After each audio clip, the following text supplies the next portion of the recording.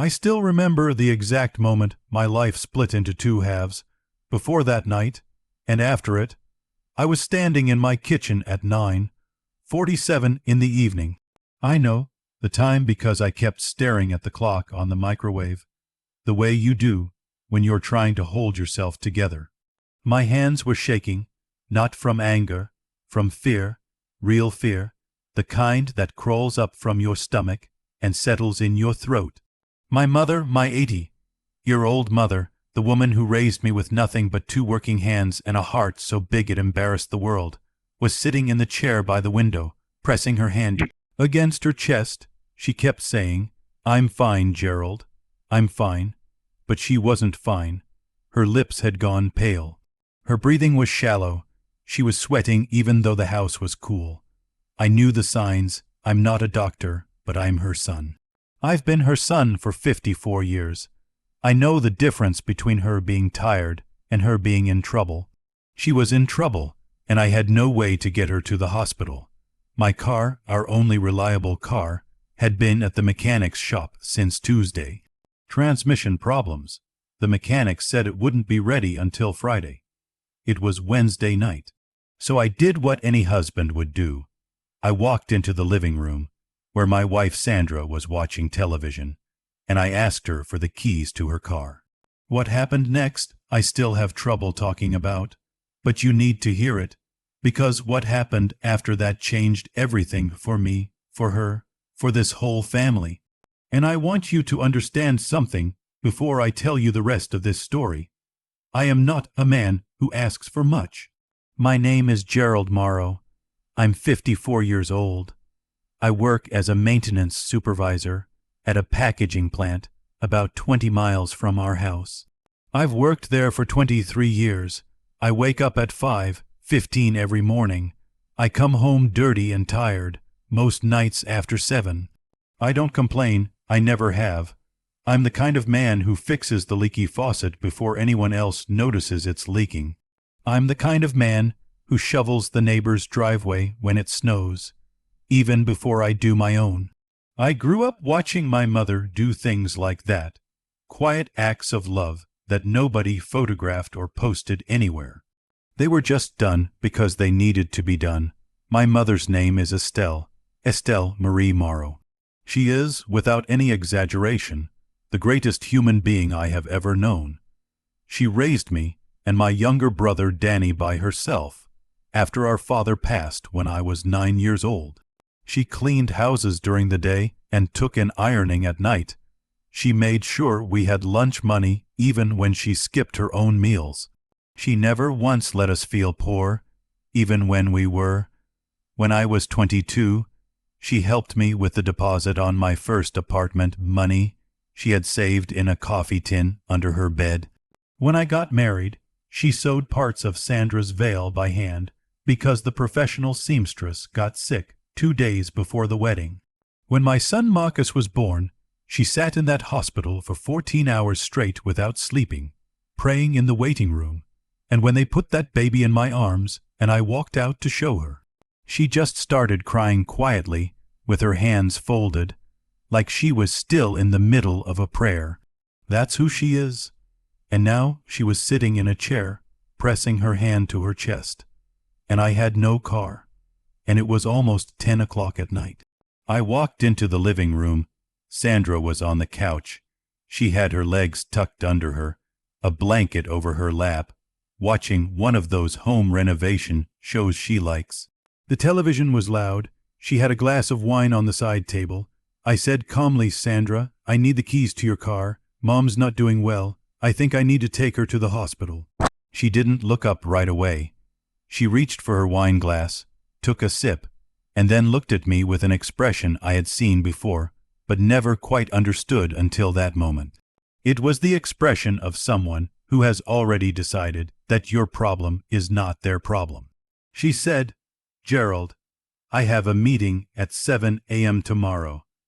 I need my car in the morning. Can't you call an ambulance?" I said, "An ambulance will take 40 minutes to get here. She's having chest pain, Sandra.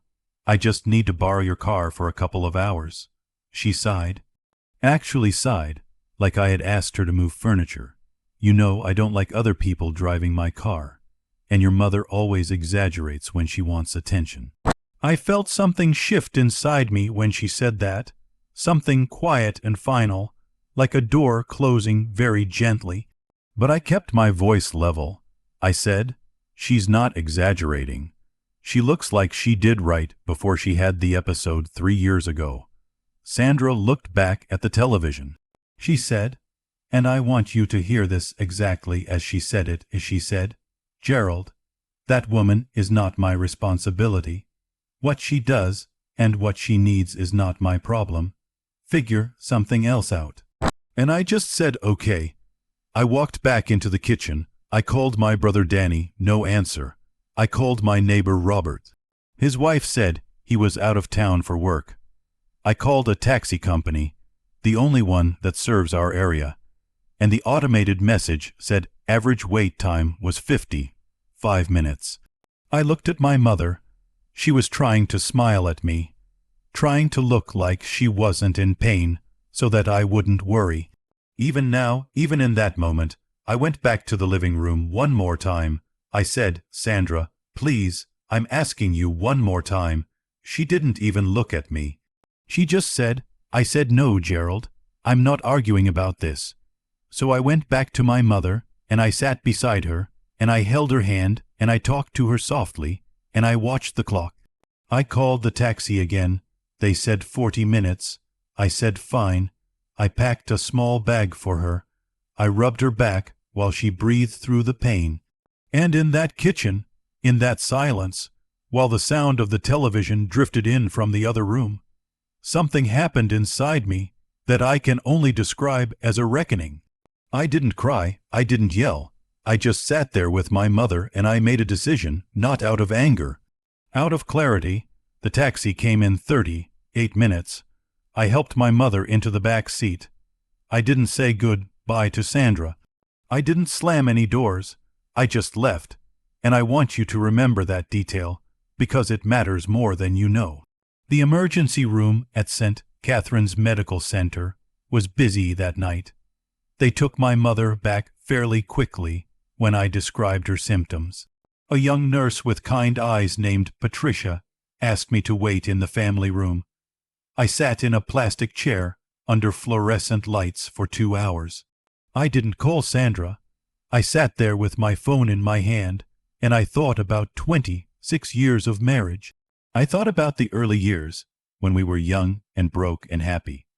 I thought about when Marcus was born, and when our daughter Renee came along 4 years later. I thought about how somewhere along the way, the warmth went out of things, quietly, gradually, the way a fire dies when nobody tends it. I thought about how many times I had looked the other way when Sandra was cold to my mother, how many holiday dinners I had smoothed over with small talk, how many comments I had let go, how many times my mother had said to me privately, "Don't make trouble on my account, Gerald. I'm fine," even when she wasn't fine. I had protected the peace. I realize now that I had confused peace with silence. They are not the same thing. At 1:17 in the morning, a doctor came out to talk to me. Her name was Dr. Anita Reeves.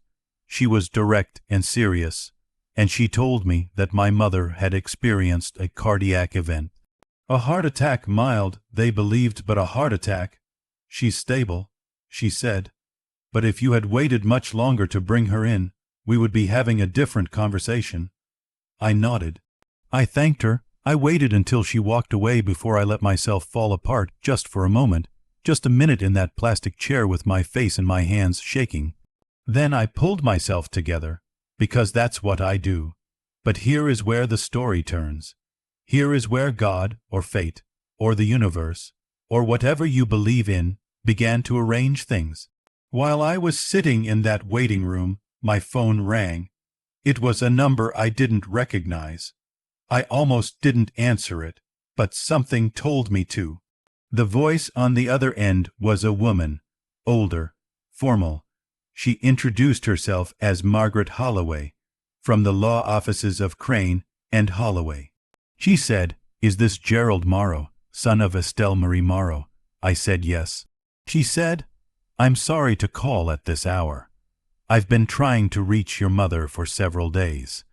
I'm calling regarding the estate of your mother's sister, Dolores Jean Watkins, who passed away 11 days ago." I sat up straighter. Dolores, Aunt Dolores, my mother's older sister.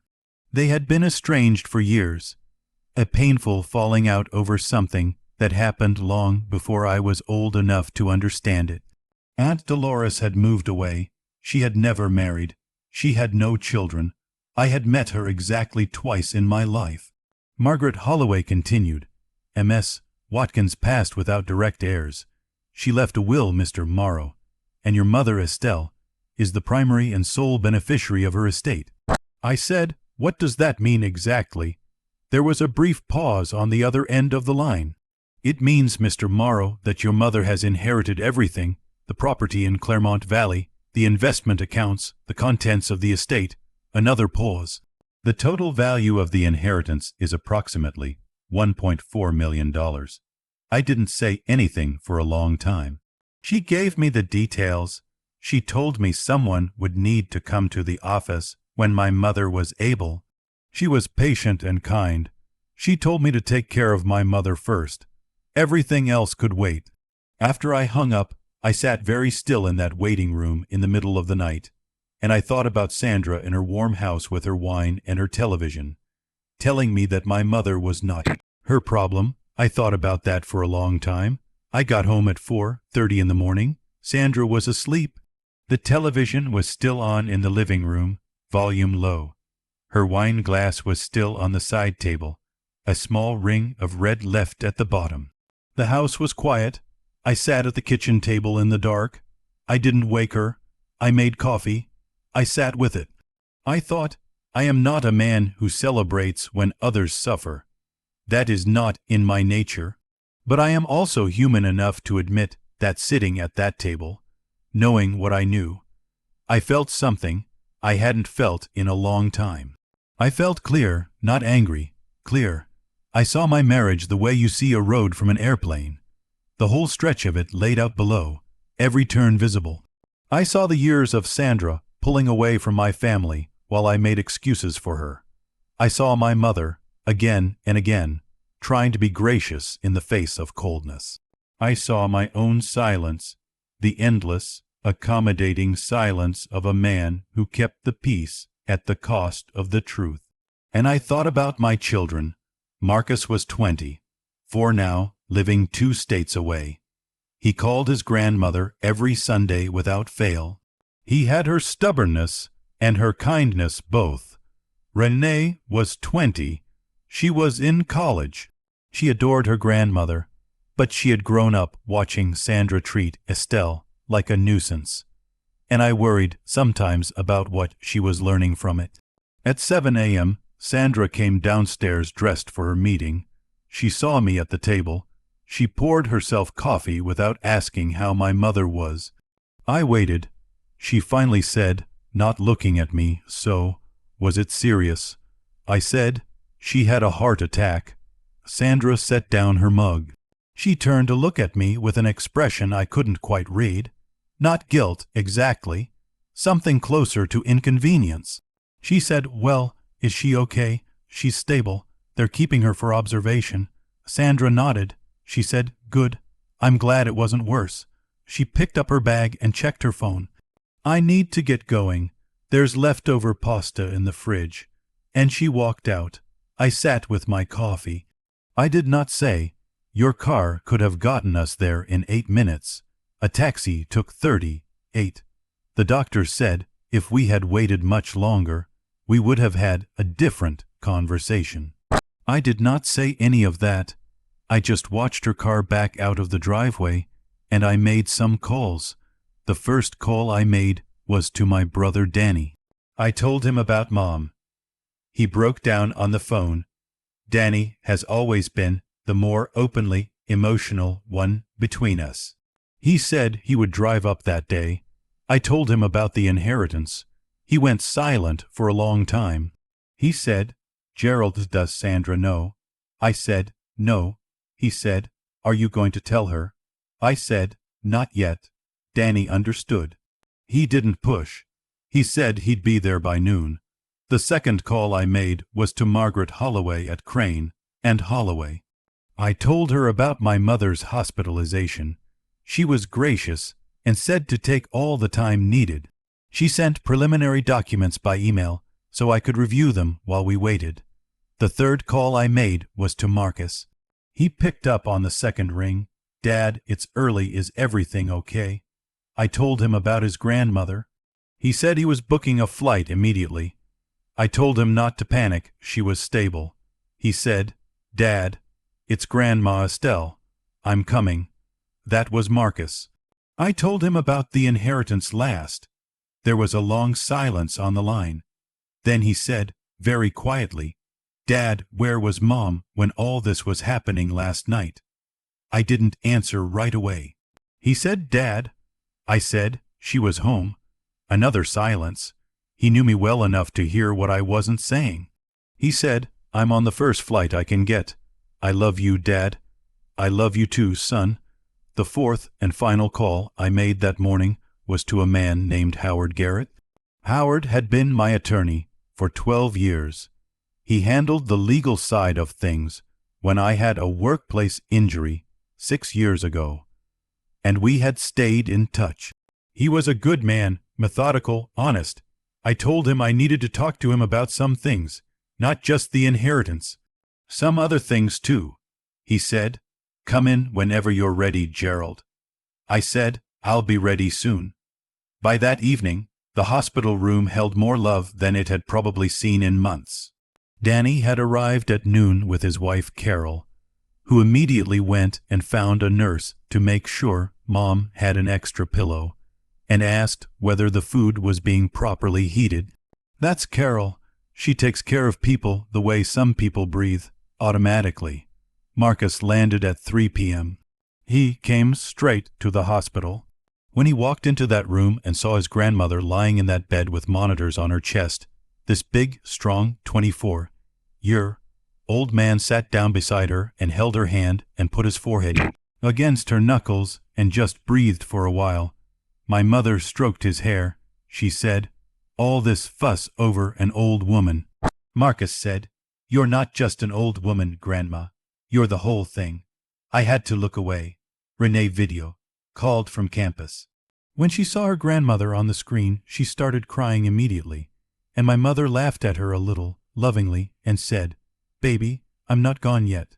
Stop that crying and tell me about your classes." Sandra arrived at the hospital at 5:30. She had stopped to change clothes. Her hair was done. She was carrying a small arrangement of grocery store flowers. She walked into the room with the polished, careful expression of someone performing an obligation. "Estelle," she said, "I'm so relieved you're okay." My mother looked at her. My mother has always had a way of looking at people that is utterly quiet and utterly knowing.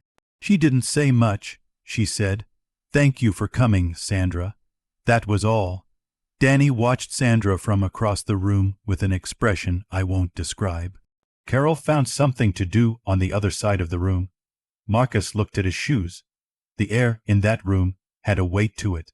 Sandra didn't notice. Or maybe she did notice, and didn't know what to do with it. She set the flowers on the windowsill, asked my mother a few surface questions, checked her phone twice, and then said to me in a low voice, "I'm going to go get coffee. Do you want anything?" "No, thank you," I said. She left the room. Danny looked at me. I shook my head slightly. Not yet. My mother was discharged 3 days later. In those 3 days, several things happened. Marcus quietly researched senior living communities in our area, places that were warm and well run, not the cold institutional kind. He showed me the research on his laptop one evening in the hospital cafeteria. He said, "Dad, Grandma shouldn't be alone anymore, and I think we both know she shouldn't be under the same roof as—" He stopped. He chose his words carefully, "as the current arrangement." I told him I had been thinking the same way. I also met with Howard Garrett. I won't share everything from that conversation, but when I left his office, things were in motion. Quietly, carefully, Sandra had noticed by now that something was different. She couldn't quite name it, but she felt it. I was present but not warm, polite but not close. I answered her questions but didn't start any conversations. I slept on my side of the bed without reaching across. She tried to address it twice. The first time she said, "Gerald, you've been weird since your mother's thing. Are you upset with me?" I said, "No, I'm just tired." She accepted that. The second time she was more direct. It was after dinner, 4 days after my mother came home. She sat down at the kitchen table and said, "Gerald, talk to me. What's going on?" I sat down across from her. I looked at my wife, really looked at her, and I thought about who she had been when I met her, and who she was now, and how much ground lay between those two people. I said, "Sandra, the night Mom had her heart attack, the doctor told me that if I had waited much longer to bring her in, she might not have survived." Sandra blinked. 38 minutes, I said. "That's how long the taxi took." 8 minutes, if we had taken your car." She was quiet. "I asked you twice," I said. "You told me my mother wasn't your problem." "Gerald, I didn't know it was that serious." "You didn't ask," I said. "I told you she had chest pain, and she looked like she did before her cardiac episode. You told me to figure something else out, and went back to watching television." She opened her mouth. "Closed it?" I said. "I'm not telling you this to punish you, Sandra. I'm telling you because I think we have been pretending for a long time that things are okay, and they're not, and I am done pretending." There was a long silence. Then Sandra said something that I think she meant to sound like an explanation, but came out as everything I needed to hear. She said, "Gerald, I have never felt like your mother respected me. She has always made me feel like I wasn't good enough for you. I have spent 26 years feeling like an outsider in my own marriage, so maybe I was less compassionate than I should have been that night. But don't stand there like I'm a monster." I looked at her. I said, "I hear you. And if my mother ever made you feel that way, I'm sorry. I should have paid more attention to that." She looked surprised. "But, Sandra," I said, "there is a difference between having complicated feelings about your mother-in-law and leaving in 80-year old woman to wait 40 minutes for a taxi on the night she's having a heart attack. One is a marriage problem, the other is a character problem, and I think you know which one that night was." She started to cry. I didn't go to her. For the first time in 26 years, I sat at that table, and I let the silence hold the truth. It was Marcus who told her, not maliciously. It came out naturally, almost accidentally, 3 days later, when Sandra was asking about why Danny and Carol kept coming by, why lawyers were calling the house, why there was so much quiet activity around my mother. Sandra asked Marcus directly, "What is going on with your grandmother's situation?" Marcus looked at her for a moment. Then he said, "You really don't know." "Know what?" "Grandma Estelle inherited her sister's estate," he said simply. "Aunt Dolores passed. There were no other heirs. Grandma inherited everything."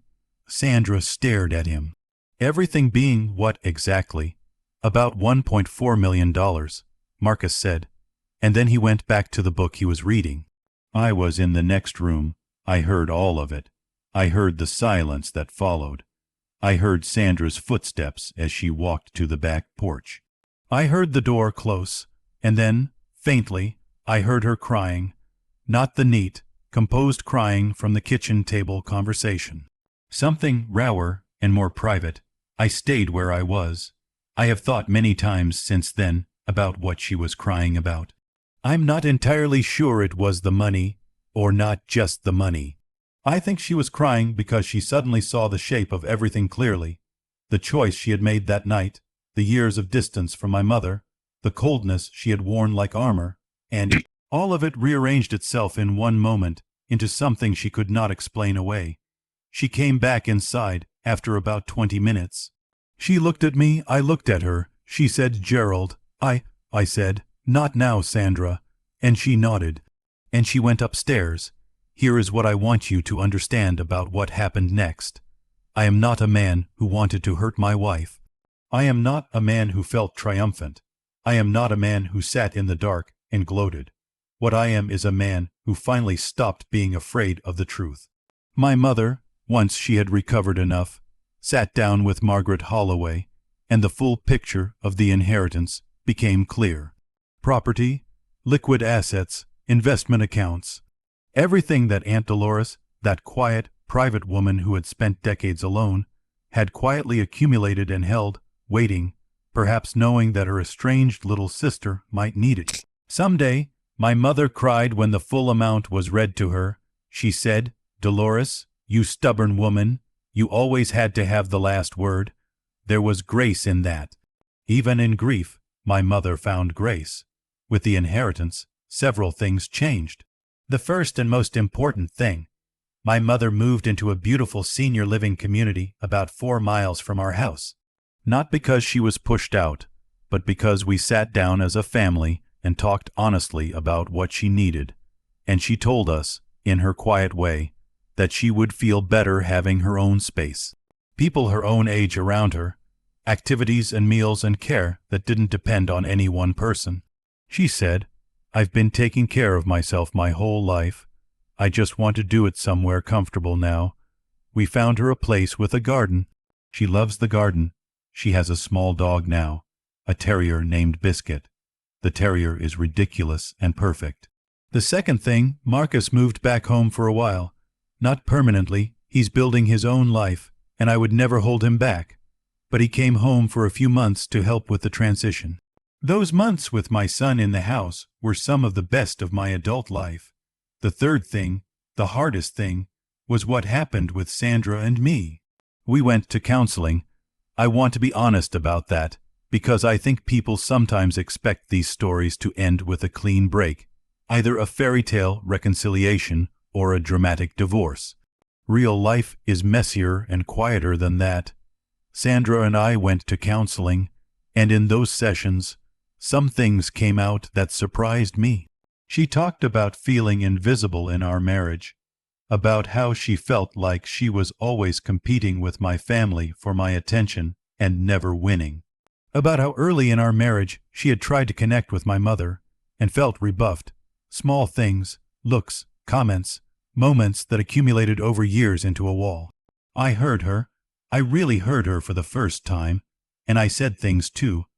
I said I had been so afraid of conflict that I had left her alone with her resentment instead of addressing it. I had been a peacekeeper instead of a husband. I had chosen to avoid hard conversations rather than have them, and in doing so, I had let distance grow between all the people I loved. We both cried in those sessions, real crying, the kind you're not proud of.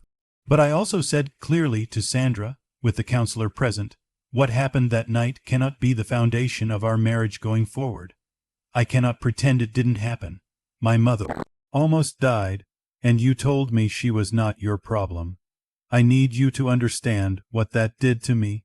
Sandra said, "I know. Gerald, I know. I am so sorry. I have played that night back in my mind more times than I can count. I am so sorry." I believe she meant it. Whether our marriage survived in the fullest sense, whether we rebuilt the warmth, that is a longer story and a more private one. What I will say is this: the pretending stopped. Whatever we were going forward, we were going to be real. That was the agreement, and sometimes that's the best you can do. About 2 months after everything, Sandra asked if she could visit my mother at the community. I said that was her decision to make, and my mother's to accept. She called my mother directly. She asked if she could come. My mother said yes. I didn't go with her. I think that was the right call. Whatever needed to happen between those two women needed to happen without me in the middle. Sandra told me about it afterward. She brought flowers, real ones, from a proper florist, not the grocery store kind. She said my mother was sitting in the garden with Biscuit in her lap. The sun was coming through the trees. It was one of those afternoons that looks like a painting. Sandra sat down across from her, and she said, "Estelle, I came here to apologize to you. Not because of the money, not because of Gerald, because you are a human being who deserved better than what I gave you, and I am ashamed of how I behaved. My mother looked at her for a long time. Then she said, Sandra, I am not a saint. I am sure there were times I was unkind to you in ways I didn't notice. Old women can be territorial. Sandra laughed a little despite herself. My mother said, but that night, Gerald told me he had to wait for a taxi. He told me what you said. Sandra looked at her hands. That night scared me more than the pain did. My mother said quietly, not because of what you said, but because I realized my son had been living in silence for a long time, and I was part of why. If I had spoken up years ago, really spoken up, not just swallowed things and told Gerald not to make trouble, maybe things would have been different. Sandra was crying by now. My mother reached across and took her hand. We both let things go too long, she said. That's what happens. You let things go too long, and then one night everything is urgent and you find out who people are when it's urgent. Neither of us came out looking our best. She squeezed Sandra's hand. But I'm still here, she said, and you're still here, and that's something. Sandra said later that she sat in her car in the parking lot for 20 minutes before she could drive home. I believe that. I've been thinking about what to take from all of this. Not the money. The money was never the point, though it changed things practically. Not the vindication. I don't feel vindicated, exactly. A man who nearly lost his mother doesn't feel victorious. What I take from this is something simpler. Silence is not always peace. I was silent for years in my marriage about things that mattered. I told myself I was keeping the peace. I told myself I was being mature, being reasonable, being the steady one. But what I was really doing was choosing comfort over honesty, again and again, until the gap between us was so wide that one night when something real and terrifying happened, there was nothing there, no warmth, no instinct to help. Just a woman on a couch with wine and television, and a man standing in the doorway asking for something small, something that cost nothing, and being told, not my problem. That is what years of avoiding hard conversations produces. I also learned something about my mother. My mother, this 80-year old woman, this woman of infinite grace and silence, had spent decades absorbing things. Absorbing coldness, absorbing my silence, absorbing her own loneliness within our family. And she did it without complaint, because she loved me and didn't want to be a burden. She called it not making trouble. I understand now that it was a kind of sacrifice. The greatest disrespect we can show the people who love us most is to let them disappear quietly, to let their needs shrink to accommodate our comfort. My mother nearly died in a chair by a window because the two most able-bodied people in her life, her son and her daughter-in-law, had let the distance between them grow so large that even a medical emergency couldn't bridge it in time. That haunts me. But here is the last thing I want to say, and I want to say it slowly. My mother forgave Sandra, not for Sandra's sake, though Sandra needed it, for her own. Because my mother understands something that I am still learning. Carrying resentment is a weight that only crushes the person carrying it. She put it down. She chose to meet Sandra in the garden on a sunny afternoon and take her hand and say, "We're both still here." That is the greatest act of strength I have ever witnessed, greater than anything I've ever done. I drive over to see her every Sunday now. I bring Renee when she's home from school. Marcus calls her every week without fail. He always has. The garden is full of flowers she planted herself. Biscuit barks at squirrels with great seriousness. She is well, she is loved, and I have stopped being silent about the things that matter. If you are someone who is reading this, and you have an aging parent, a mother, a father, a grandparent, I want to say this to you directly. Don't wait.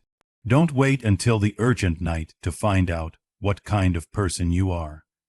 Don't wait until the chair by the window to realize you haven't been paying attention. Don't let the people who gave you everything shrink quietly out of your life while you're busy with your wine and your television. They will not always be there, and when they are gone, the silence they leave behind is very different from the silence that was between you. That is what I know now. That is the whole of it.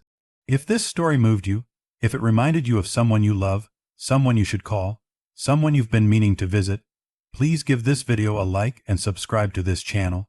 Share it with someone who needs to hear it. And in the comments, tell me, who is the Estelle in your life? Go call them, right now. Don't wait for the urgent night.